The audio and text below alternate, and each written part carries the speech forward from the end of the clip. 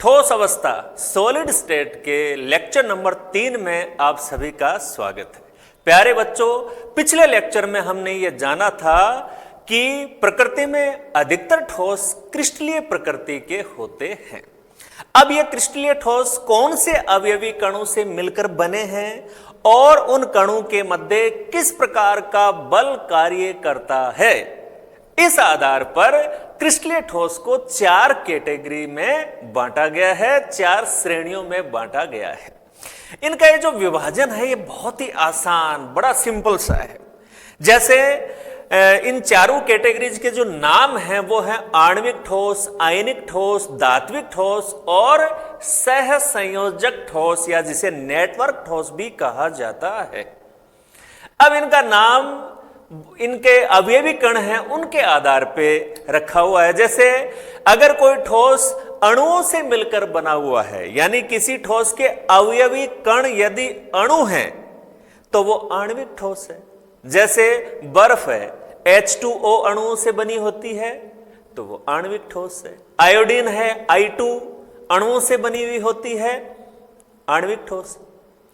अगर वो ठोस आयनों से मिलकर के बना हुआ है, जैसे नमक है NaCl, Na+Cl- यानी सोडियम और क्लोराइड आयनों से मिलकर बना हुआ होता है, आयनिक ठोस है। इसी प्रकार से यदि उसमें धातु परमाणु जुड़े हुए हैं तो वो धात्विक ठोस है, और यदि अधातु परमाणु आपस में मिलकर बड़ा नेटवर्क बना रहे हैं तो वो नेटवर्क ठोस है या सह संयोजक ठोस है। तो कहने का मतलब जो क्रिस्टलीय ठोस हैं उनके अवयवी कण क्या हैं और उन अवयवी कणों के मध्य किस प्रकार के बल काम करते हैं, इस आधार पर क्रिस्टलीय ठोसों की 4 कैटेगरी है। तो आपकी नोटबुक में आज पहला हेडिंग ये आ जाएगा, क्रिस्टलीय ठोसों का वर्गीकरण। और अब वर्गीकरण का आधार या बेसिस की हम बात कर लेते हैं कि क्रिस्टलीय ठोसों को उनमें परिचालित अंतराण्विक बलों की प्रकृति के आधार पर कैसे बल कार्य कर रहे हैं उनके बीच में, इस आधार पर 4 वर्गों में बांटा गया है। तो ये बात जो इसका आधार है, सबसे पहले आप हेडिंग डाल लेंगे क्रिस्टलीय ठोसों का वर्गीकरण, फिर उसमें आगे ये आधार इसका नोट कर लेंगे, और उसके बाद बच्चों पहली श्रेणी, पहली कैटेगरी अपने आएगी आणविक ठोस, मोलेक्युलर सॉलिड्स। मोलेक्युलर सॉलिड्स ये अपनी पहली कैटेगरी आ जाएगी, आणविक ठोस। अब नाम से ही पता लग रहा है आणविक ठोस का मतलब इनके अवयवी कण क्या है, अणु है, मॉलिक्यूल्स है। तो यहां देखिए, पहली बात तो इसमें यह बच्चों आपको नोट करनी है कि आणविक ठोसों के अवयवी कण अणु होते हैं। ये पहले अपन ने डिस्कस कर लिया, आणविक ठोस इसलिए नाम है इनका कि ये जो ठोस है वो अणुओं से मिलकर के बने हुए होते हैं। इनके कॉन्स्टिट्यूएंट पार्टिकल्स, अवयवी कण हैं, वो अणु होते हैं, मॉलिक्यूल होते हैं। अब अणु जब परमाणु के मिलने से अणु बनते हैं तो प्रकृति के आधार पर वो जो अणु है वो अध्रुवीय भी हो सकते हैं, नॉन पोलर हो सकते हैं, वो ध्रुवीय यानी कि पोलर भी हो सकते हैं। तो इसी आधार पर और जब अणु बनता है तो उनके परमाणुओं के मध्य किस प्रकार का बल लगकर उस अणु का निर्माण हुआ है, इस आधार पर आणविक ठोसों की फिर 3 कैटेगरी हैं। इन्हें निम्न संवर्गों में बांटा गया। 3 कैटेगरी में बच्चों आणविक ठोसों को बांटा गया। तो आणविक ठोस, मोलेक्युलर सॉलिड, ये हेडिंग आ जाएगा अपना। फिर आगे आप नोट कर लेंगे आणविक ठोसों के अवयवी कण अणु होते हैं। अब उसके बाद इसके अंदर फर्स्ट कैटेगरी देखें बच्चों, ये अपना हेडिंग हो जाएगा नंबर 1, अध्रुवीय आणविक ठोस, नॉन पोलर मोलेक्युलर सॉलिड्स। ये अपनी पहली कैटेगरी हो गई आणविक ठोसों की। नॉन पोलर मोलिक्यूल्स, इनमें जो अणु है वो अध्रुवीय है, उसमें कोई ध्रुव नहीं है, धनात्मक ऋणात्मक कोई ध्रुव नहीं है। तो सीधी सी बात है, अणु जैसा है, अगर उस ठोस में अध्रुवीय अणु है तो अध्रुवीय आणविक ठोस हो गया। अगर उस ठोस में जो अणु हैं जिनके मिलने से वो बना है, अगर वो ध्रुवीय प्रकृति के हैं, पोलर नेचर के हैं, तो वो ध्रुवीय आणविक ठोस हो गया। और उसके अणुओं के मध्य यदि हाइड्रोजन बॉन्ड है तो वो हाइड्रोजन अबंधित आणविक ठोस हो गया। ये तीन कैटेगरी हैं, बड़ी सरल सी, बड़ी आसान सी बात है।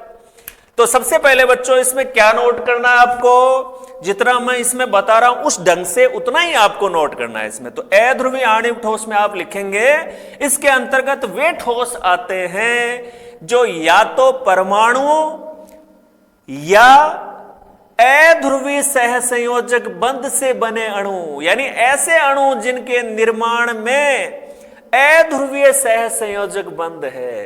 अध्रुवीय सहसंयोजक बंध बच्चों तब होता है जब उस सहसंयोजक बंध जिन परमाणुओं के बीच में है वो एक जैसे होते हैं। अब एक जैसे होंगे तो इलेक्ट्रॉनों को आकर्षित करने की क्षमता दोनों परमाणुओं की सेम होगी, न कोई प्लस होगा न कोई माइनस होगा, नॉन पोलर होगा, वो कोई ध्रुव नहीं होंगे। तो कहने का मतलब उनमें अध्रुवीय सहसंयोजक बंध से बने अणु होते हैं।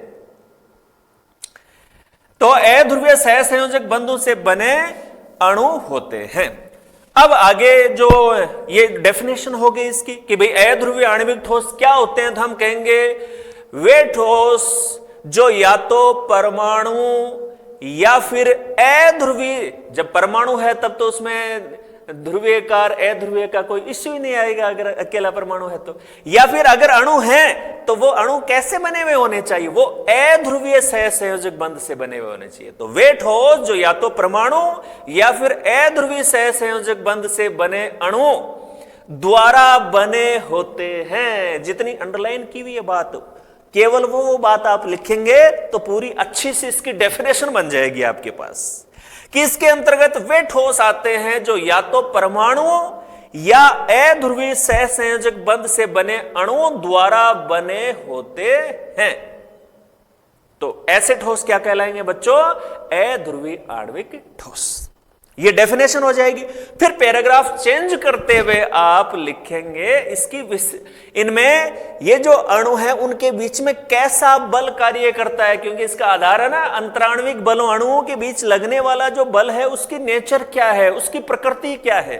तो वो बात यहां पर देखिए, अणु दुर्बल परिक्षेपण बलों या इन दुर्बल परिक्षेपण बलों को लंदन बल भी कहा जाता है। तो कहने का मतलब अध्रुवीय आणविक ठोस में जो अणु हैं उनके मध्य कैसा अंतराण्विक बल कार्य करता है, दुर्बल परिक्षेपण बल या लंदन बल द्वारा बंधे रहते हैं। ये बंध की इसमें जो अंतराण्विक बल है उनकी नेचर है, उनकी प्रकृति है कि वो बहुत ही कमजोर वीक किस्म के होते हैं, जिन्हें दुर्बल परिक्षेपण बल या लंदन बल कहा जाता है। अब जाहिर सी बात है कि अणुओं के बीच में बंध दुर्बल होंगे तो ये ठोस मुलायम होंगे, निम्न गलनांक वाले होंगे, क्योंकि थोड़ी सी उष्मा देते ही ये कमजोर बंध है, टूट जाते हैं आसानी से, और ये विद्युत के अचालक होते हैं। तो तीन चीजें बच्चों इसमें लिखनी है आपको। सबसे पहले डेफिनेशन आ जाएगी, उसके बाद पैराग्राफ चेंज करते हुए आप लिखें इसमें बंध की प्रकृति क्या है वो लिखेंगे कि अणु दुर्बल परिक्षेपण बल या लंदन बल द्वारा बंधे हुए रहते हैं। फिर अगली लाइन में आ जाएगी इन ठोसों के गुणों के बारे में एक लाइन हो जाएगी कि ये मुलायम होते हैं, निम्न गलनांक वाले होते हैं और विद्युत के कुचालक होते हैं। अब सबसे लास्ट में बच्चों आप नीचे लिखेंगे एग्जाम्पल, उदाहरण, और एग्जाम्पल इसमें लिखेंगे उससे पहले एक शब्द इसमें जरूर आएगा निम्न ताप पर। निम्न ताप पर आप सीधा एग्जाम्पल नहीं लिख सकते, जैसे इसमें आप नोट करेंगे H2Cl2, तो H2 सामान्य ताप पर गैसीय अवस्था में होती है, Cl2 सामान्य ताप पर गैसीय अवस्था में होती है। तो आप डायरेक्ट एग्जाम्पल नहीं लिखेंगे कि इसका उदाहरण लिख दिया आपने H2, नहीं, ये पहले जरूर जोड़ना है निम्न ताप पर, ये एसेंशियल है, ये अनिवार्य है इसमें। तो उदाहरण में आपने लिखा निम्न ताप पर, और फिर आगे ये उदाहरण नोट कर दो बच्चों, कौन कौन से, argon, helium, H2, Cl2, I2, ये सारे, ये 5 एग्जाम्पल यहां पर नोट करने निम्न ताप पर, और उसके आगे ये आते जाएंगे, argon, helium, hydrogen, Cl2, I2, ये एग्जाम्पल्स इसमें आप नोट कर देंगे। अच्छा, इनकी खास बात है कि इनमें से ज्यादातर जो हैं ये कमरे के ताप पर द्रव या गैस अवस्था में, हम जानते भी हैं वैसे भी हाइड्रोजन, Cl2, ये सारे कमरे के ताप पर द्रव अवस्था, गैसीय अवस्था में होते हैं। लेकिन इनमें से एक एग्जाम्पल ऐसा है जो कमरे के ताप पर भी ठोस अवस्था में पाया जाता है, और ये एग्जाम्पल है आयोडीन, I2। इंपॉर्टेंट बात, बाकी सारे तो निम्न ताप पर ही ठोस अवस्था में होते हैं, रूम टेम्परेचर पर या तो गैस है या फिर द्रव है। तो आयोडीन वाला जो एग्जाम्पल नीचे नोट किया है हमने अलग से, उसके पास बच्चों आपको लिख देना है कि यह कमरे के ताप पर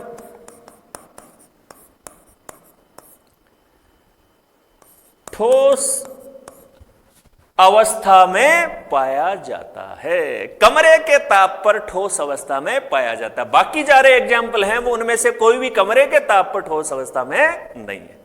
तो आयोडीन में ये बात नोट कर दी आपने, ये आयोडीन जो एग्जाम्पल है वो बाकी एग्जाम्पल से क्यों अलग है, ये बात यहां पर क्लियर हो जाएगी। ठीक है, तो अध्रुवीय आणविक ठोस की पूरी बात अपने कंप्लीट हो गई। अब आणविक ठोस की दूसरी कैटेगरी बच्चों आ जाती है, कैटेगरी नंबर 2, और वह है ध्रुवीय आणविक ठोस, यानी जिन अणुओं से वो मिलकर बने हैं उन अणुओं का निर्माण ध्रुवीय सहसंयोजक बंध से हुआ है। क्योंकि उस सहसंयोजक बंध के दोनों तरफ जो परमाणु हैं वो अलग अलग हैं, उनकी विद्युत ऋणात्मकता का मान, इलेक्ट्रोनेगेटिविटी का मान अलग अलग है उनका। इस वजह से दो ध्रुव बन जाते हैं, वहां पर धन ध्रुव और ऋण ध्रुव। तो ये बच्चों दूसरी कैटेगरी आप नोट कर लेंगे, पोलर मोलेक्युलर सॉलिड्स।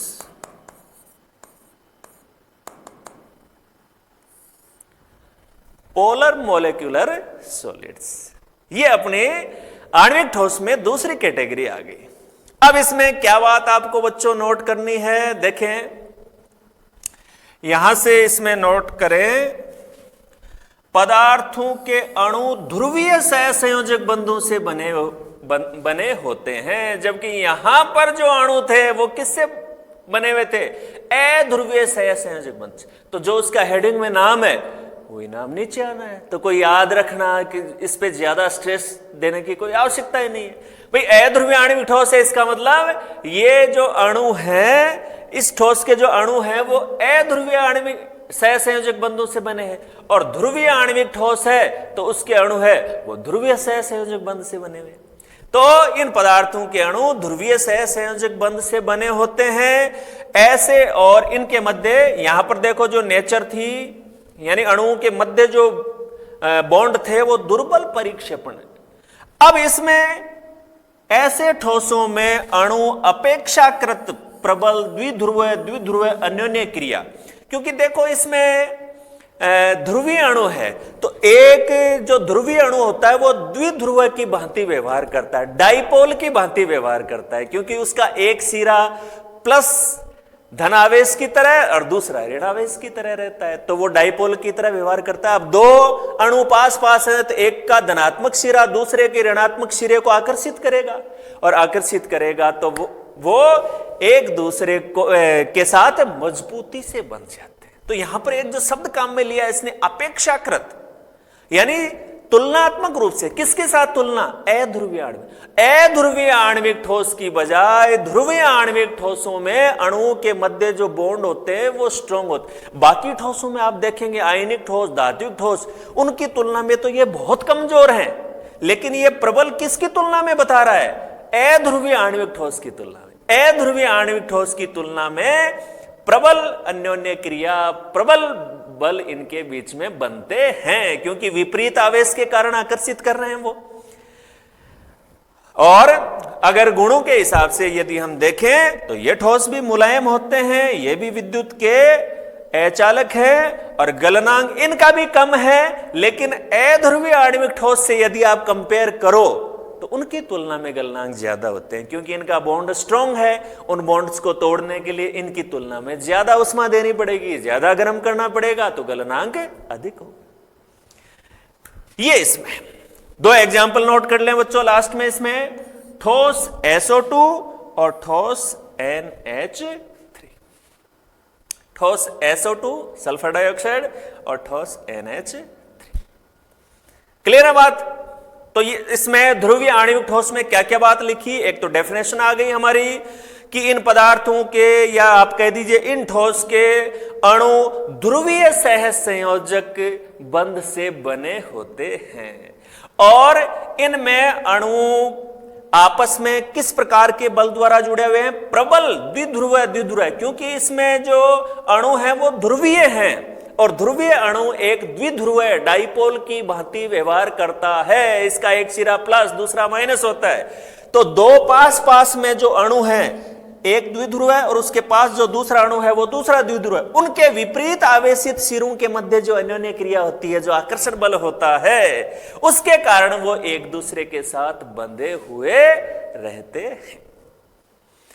और गुणों में समान ही गुण है, ये भी मुलायम है, विद्युत के कुचालक हैं। गलनांक की जहां तक बात है तो इनका भी गलनांक कम है, लेकिन अध्रुवीय की बजाय थोड़ा सा गलनांक ज्यादा है, क्योंकि अध्रुवीय की बजाय ध्रुवीय आणविक ठोसों में अणुओं के मध्य जो बल होते हैं वो ज्यादा प्रबल होते हैं, ज्यादा स्ट्रांग होते हैं। इसलिए अपेक्षाकृत शब्द काम में आया था यहां पर। और लास्ट में ये दो एग्जाम्पल आ गए, ठोस SO2 और ठोस NH3।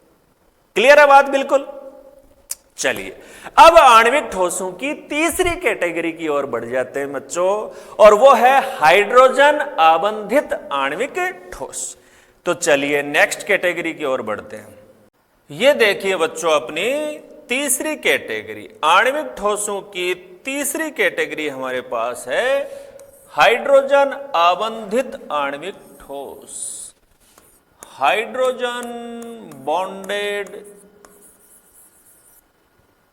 Molecular solids, molecular solids.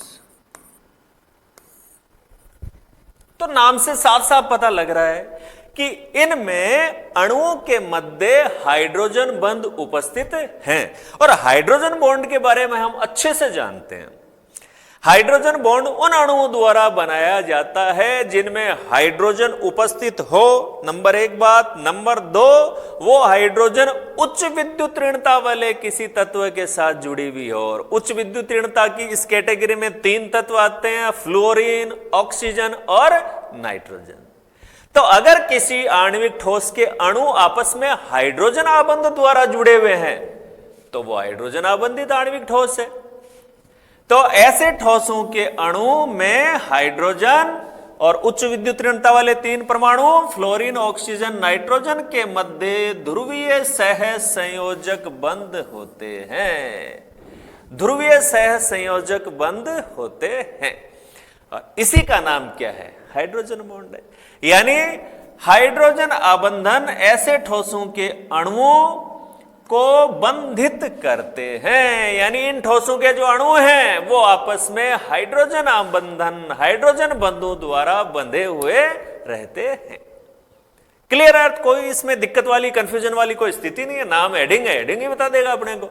Hydrogen आबंधित आणविक ठोस, तो हम कहेंगे वे आणविक ठोस जिनमें अणु परस्पर हाइड्रोजन बंध द्वारा जुड़े हुए रहते हैं। और हाइड्रोजन बंध में ये दो चीजें जरूरी हैं, एक तो उस अणु में खुद में हाइड्रोजन हो, प्लस वो हाइड्रोजन फ्लोरीन, ऑक्सीजन, नाइट्रोजन, इन तीन में से किसी एक तत्व के साथ ध्रुवीय सह संयोजक बंध बनाए। उच्च विद्युत ऋणता वाले ये जो तीन हैं, फ्लोरीन, ऑक्सीजन, नाइट्रोजन, इनमें से एक तत्व होना चाहिए।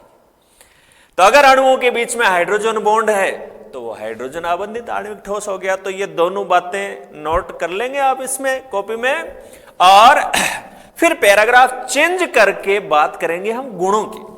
तो आप कहेंगे कि ये विद्युत के अचालक हैं, कुचालक है, इनमें से विद्युत धारा का प्रवाह नहीं होता है, और जो बाकी आणविक ठोस है उनकी तरह ये भी कमरे के ताप पर द्रव होते हैं और मुलायम ठोस होते हैं। मुलायम ठोस की कैटेगरी में इनको रखा जा सकता है। खैर ये बात नोट करने की कोई आवश्यकता नहीं है।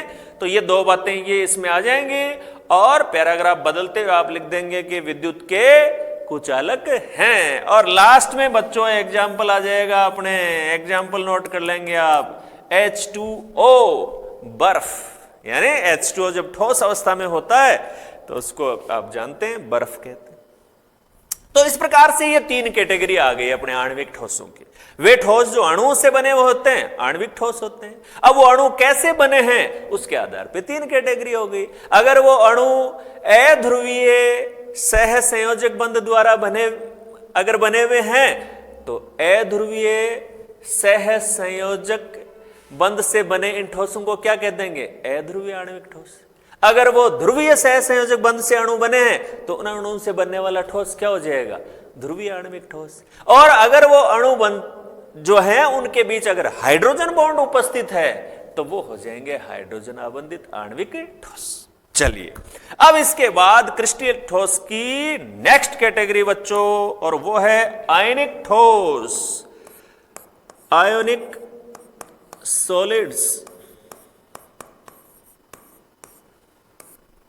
ये क्रिस्टलीय ठोसों की अगली कैटेगरी आयनिक ठोस। नाम से पता लग रहा है ये ठोस किससे बने हुए होंगे? आयनों से। जैसे NaCl होता है Na+Cl-, यानी वो सोडियम आयन और क्लोराइड आयनों से बना होता है। तो जिस ठोस के अवयवी कण आयन होते हैं वो आयनिक ठोस है। तो ये बात इसमें सबसे पहले बच्चों नोट की गई, आयनिक ठोसों के अवयवी कण आयन होते हैं। तो नाम से ध्यान में रह जाएगी ये चीज अपने आराम से।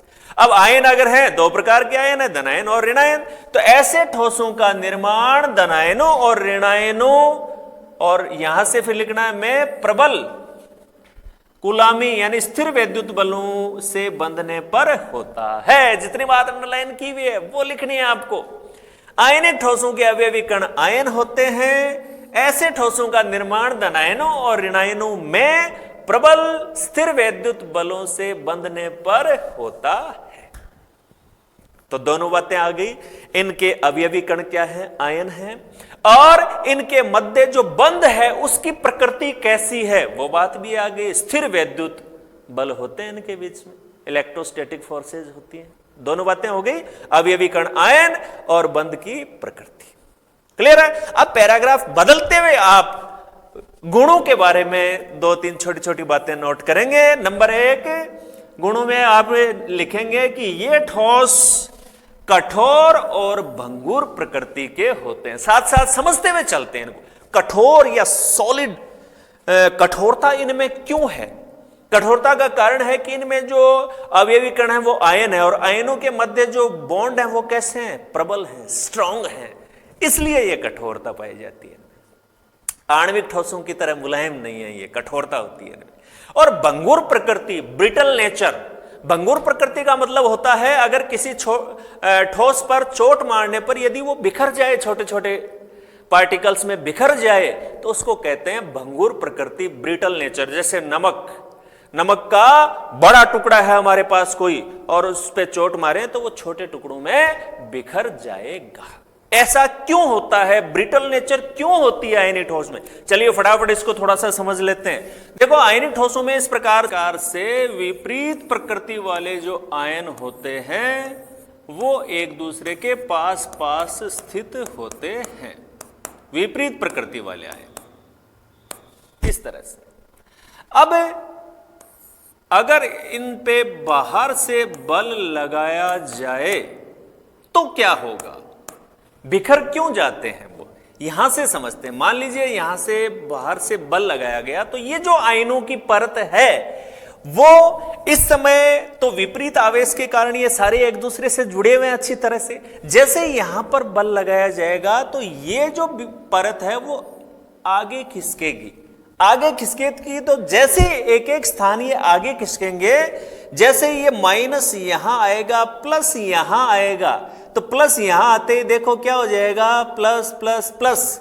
समान प्रकृति वाले आयन हैं वो पास पास आ जाएंगे ना, और समान प्रकृति वाले जो आयन होते हैं वो एक दूसरे को प्रतिकर्षित करते हैं, दूर धकेलते हैं, इसलिए वो छोटे कणों में टूट जाता है, बिखर जाता है। ये होती है आयनिक यौगिकों की, आयनिक ठोसों की भंगुर प्रकृति। तो गुणों में कठोरता होती है, इनमें भंगुर प्रकृति के होते हैं, गलनांक और क्वथनांक इनके उच्च होते हैं। क्यों? क्योंकि इनके तो जो आयन है उनके मध्य प्रबल स्थिर वैद्युत बल होते हैं, स्ट्रॉन्ग इलेक्ट्रोस्टैटिक फोर्सेस से जुड़े हुए रहते हैं। उनको तोड़ने के लिए ज्यादा टेम्परेचर तक गर्म करना होता है, ज्यादा उष्मा ऊर्जा देनी होती है, इसलिए इनके गलनांक क्वथनांक हमेशा उच्च होते हैं।